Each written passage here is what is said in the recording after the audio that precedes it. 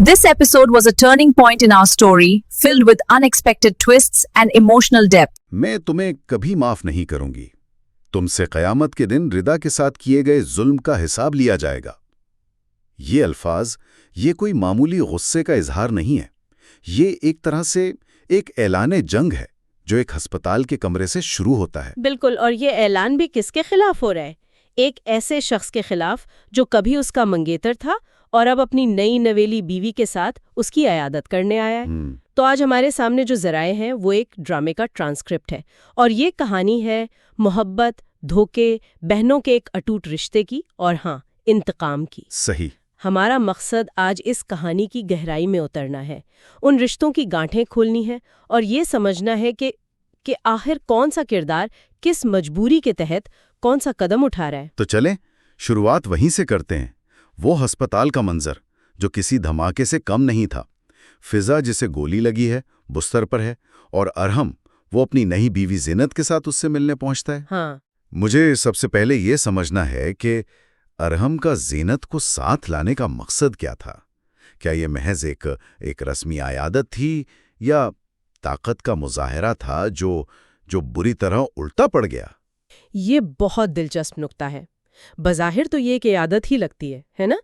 लेकिन इसके पीछे की नफ्सियात को देखें तो ये खामोश पैगाम देने की कोशिश हो सकती थी कि देखो, मैं आगे बढ़ चुका हूँ। अच्छा। लेकिन फिजा ने उस खामोश पैगाम का जवाब एक चीख से दिया, और उसका रद्द-ए-अमल वो सिर्फ ज़ाती तकलीफ का नतीजा नहीं था।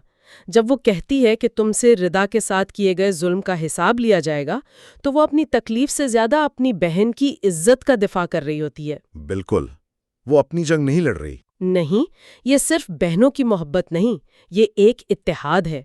एक ऐसा इत्तेहाद जो कहानी के बाकी मतलब परस्त रिश्तों के बिल्कुल बरक्स खड़ा है। फिजा का गुस्सा ज़ाती नहीं, वो इज्तिमाई है। वो अपने खानदान की इज्जत पर हुए हमले का जवाब दे रही है। और ये हमला बहुत जल्द एक अवामी तमाशा बन जाता है। फजा की हालत बिगड़ती है, वो बेहोश हो जाती है, और फिर डॉक्टर आकर सबको बाहर निकाल देता है। इस पूरे मंजर में ज़ीनत की खामोशी, वो बहुत कुछ कहती है। मतलब वो एक फाते बीबी बनकर आई थी, लेकिन वहां उसकी हैसियत एक नापसंदीदा मेहमान से ज्यादा कुछ नहीं थी। उसकी तज़लील कैसी गहरी होगी। हाँ, और यही तज़लील इस कहानी को आगे बढ़ाएगी। ज़ीनत को इस लम्हे एहसास होता है कि इसने अरहम को तो हासिल कर लिया, लेकिन उसके माजी को, उसकी मोहब्बत को वो नहीं जीत सकी। सही। अस्पताल का वो कॉरिडोर एक अलामती अदालत बन जाता है, जहाँ फिजा की चीख एक गवाही है और अरहम मुजरिम के कटहरे में खड़ा है। और इसी अवामी जिल्लत के बाद अरहम जो कदम उठाता है, वो उसकी शख्सियत को और भी पेचीदा बना देता है। वो गुस्सा करने या माफ़ी मांगने के बजाय छुपकर कुछ और ही करता है।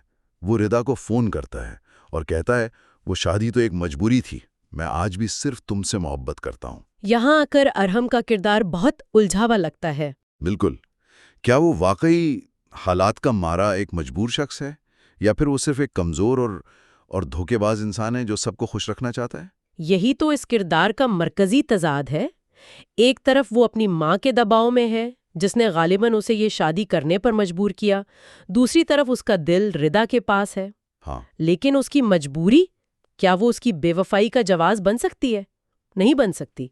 उसकी फ़ोन कॉल बावक्त एक मोहब्बत का इकरार भी है और एक संगीन धोखा भी। और ये जज्बाती बेवफाई है। बिल्कुल, और जज्बाती बेवफाई अक्सर जिस्मानी बेवफाई से ज़्यादा खतरनाक होती है। वो अपनी जिम्मेदारियों और ख्वाहिशात के बीच में बुरी तरह फंस गया है, और ऐसे किरदार अक्सर तबाही का सबब बनते हैं, सिर्फ अपनी नहीं, अपने इर्द गिर्द मौजूद लोगों की भी। और इस तबाही की पहली दस्तक ज़ैनत के दरवाजे पर होती है, जो ये गुफ्तगू सुन लेती है। उसका रद्द-ए-अमल देखने वाला है। वो फौरन जाकर अरहम से लड़ती नहीं, बल्कि उसका खौफ उसके गुस्से पर हावी हो जाता है। वो अपनी बहन फरत से कहती है, मुझे रिदा का डर नहीं है, मुझे अरहम का डर है, उसकी मोहब्बत का डर है। वाह, ये बहुत गहरी बात है ना?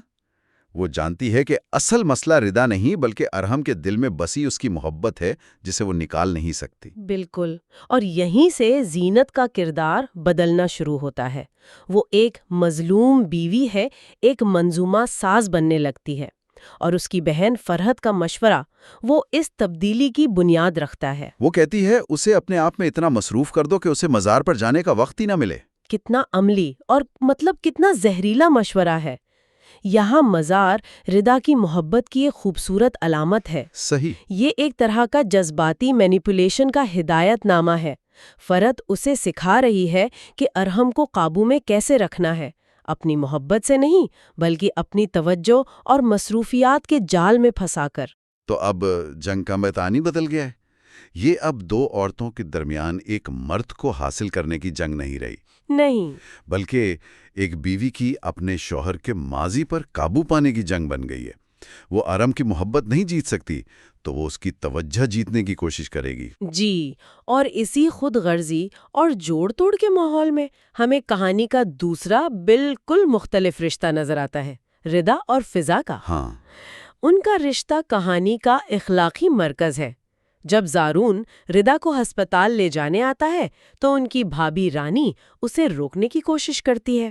وہ بہانہ یہ بناتی ہے کہ ردا نازک ہے، وہ فضا کو اس حال میں نہیں دیکھ پائے گی، لیکن اس کی باتوں سے مطلب پرستی صاف جھلکتی ہے۔ لیکن پھر وہی رانی انجانے میں ایک ایسی سچائی بیان کر دیتی ہے جو ان بہنوں کے رشتے کی پوری تصویر کھینچ دیتی ہے۔ کیا کہتی ہے وہ؟ وہ زارون سے کہتی ہے، یہ دونوں بہنیں ایک دوسرے سے بہت محبت کرتی ہیں، ہماری اور تمہاری طرح نہیں ہے۔ اس ایک جملے میں کتنا کچھ کہہ دیا گیا۔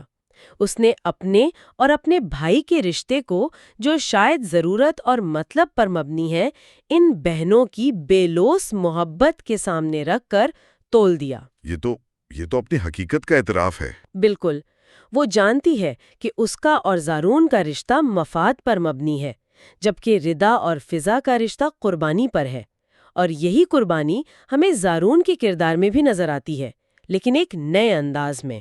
اچھا، وہ کیسے؟ ہمیں پتہ چلتا ہے کہ فضا پر حملہ وہ دراصل زارون پر ہونا تھا، اور فضا نے اپنی جان پر کھیل کر اسے بچایا ہے۔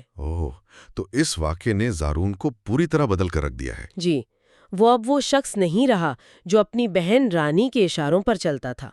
اس کا ردا سے یہ کہنا کہ جیسے ہی فضا ٹھیک ہوگی میں فوراً اسے شادی کر لوں گا، یہ اس کے نئے عزم کا اعلان ہے۔ لیکن یہاں ایک سوال پیدا ہوتا ہے، کیا زارون کا یہ فیصلہ واقعی محبت کی بنیاد پر ہے، یا پھر یہ اس احسان کا بدلہ ہے جو فضا نے اس پر کیا؟ یہ بہت اہم سوال ہے۔ میرے خیال میں یہ دونوں کا امتزاج ہے۔ ہاں، ایک سمت دے دی ہے۔ یہ احسان مندی کا جذبہ اس کی محبت کو مضبوط کرتا ہے، اسے ایک جواز فراہم کرتا ہے۔ صحیح۔ جب ردا اس سے رانی کے بارے میں پوچھتی ہے تو وہ کہتا ہے، رانی نے جو کرنا تھا وہ کر لیا، اب وہی ہوگا جو میں چاہوں گا۔ یہ ایک ایسے شخص کا بیان ہے جو اب دوسروں کے بنائے ہوئے جال سے نکل چکا ہے۔ تو ایک طرف زارون خود کو آزاد کر رہا ہے، وہیں دوسری طرف رانی وہ سازشوں کے جال مزید مضبوطی سے بن رہی ہے۔ ہاں، وہ نہ صرف زارون اور فضا کی قربت سے جلتی ہے بلکہ اپنے شوہر ثاقب کو بھی ان بہنوں کی طرف جھکتا دیکھ کر اس کا غصہ آسمان پر پہنچ جاتا ہے۔ اور اس کی خود کلامی، وہ تو اس کے ارادوں کی خطرناکی کو ظاہر کرتی ہے۔ وہ کہتی ہے، اب میں ان لڑکیوں کو زہر دے کر مار دوں گی، اس محبت کی قیمت ثاقب کو چکانی پڑے گی۔ رانی کا کردار خالص حسد اور تباہی کی خواہش سے چلتا ہے۔ وہ صرف جیتنا نہیں چاہتی، وہ دوسروں کو برباد ہوتے دیکھنا چاہتی ہے۔ اور اس کے اقدامات جذباتی نہیں ہیں۔ نہیں، بالکل نہیں، وہ انتہائی حسابی ہیں۔ وہ ہسپتال جا کر ردا کو گھر لانے کا منصوبہ بناتی ہے تاکہ زارون اور فضا کو اکیلے وقت گزارنے کا موقع ملے۔ اچھا۔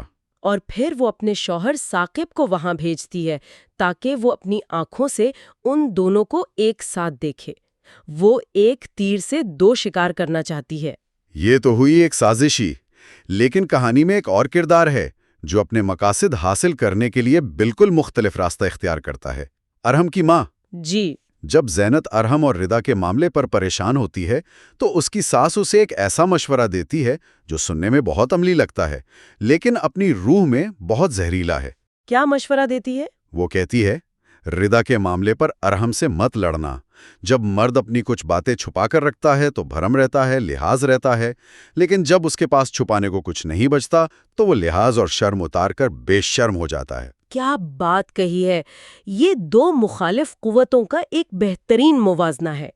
رانی افراتفری پھیلانا چاہتی ہے، وہ آگ لگانا چاہتی ہے۔ بالکل۔ اس کے برعکس ارحم کی ماں آگ پر کمبل ڈالنا چاہتی ہے، چاہے اندر ہی اندر سب کچھ جل کر راکھ ہو جائے۔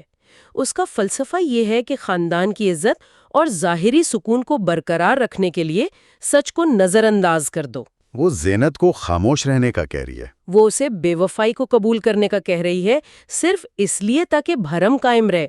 یہ مشورہ ہمارے معاشرے میں کتنا عام سنائی دیتا ہے نا، کہ مرد کے غلطیوں پر پردہ ڈال دو۔